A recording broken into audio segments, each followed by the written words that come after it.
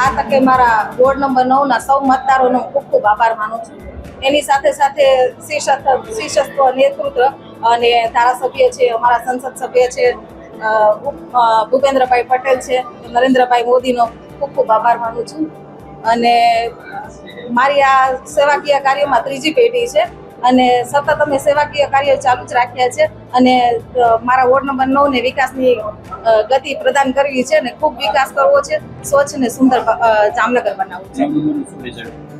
બહુ સારું રહ્યું છે. અમારે આખી પેનલને જંગી બહુમતી મળી છે ને એ બદલ હું મારા વોર્ડ નંબર 9 ના સૌ મતદારોનો ખૂબ ખૂબ આભાર માનું છું. ઉમેદવાર તરીકે પ્રથમ વખત છું. કોઈ સંગઠનમાં હું છેલ્લા 20 વર્ષથી કામ કરું છું અને વોર્ડ નંબર 9 માં સતત ને સતત હું લોકોના કામ લઈને જોઉં છું. ભારતીય જનતા પાર્ટી એક એવી પાર્ટી છે જે વિકાસને સતત ને સતત વેગ આપતી રહે છે. એ જ વિકાસમાં અમને બધાને સહભાગી થવાનો આજ મોકો મળ્યો છે. તો અમે ચારે જણા વોર્ડ નંબર 9 માં વિકાસ વધુ ને વધુ કેમ થાય એના માટેના સતત અમારા પ્રયત્ન હશે. આજ રોજ ભારતીય જનતા પાર્ટીની વિકાસની રાજનીતિ નો વિજય થયો છે.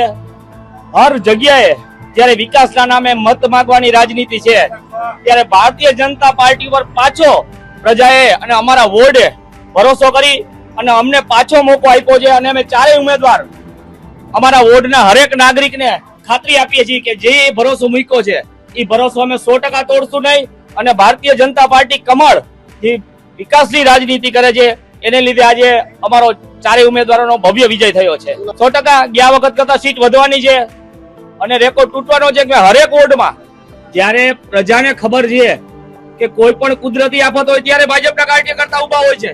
ચૂંટણી ટાઈમે આવે એવું નથી જેમ વિરોધ પક્ષમાં હોય છે એ રીતે કે ચૂંટણી આવે ને કાર્યકર્તા હોય જાય. ભારતીય જનતા પાર્ટીનો કાર્યકર પ્રજાની વચ્ચે રહેનારો કાર્યકર છે. કોઈ પણ કુદરતી આફત હોય ત્યારે પણ ભારતીય જનતાનો કાર્યકર પ્રજાની વચ્ચે હોય છે. એટલે 100% ખાતરી છે કે સીટો વધવાની છે અને આવતા 5 વર્ષમાં વિકાસ બમણો થવાનો છે થયો છે એના કરતા.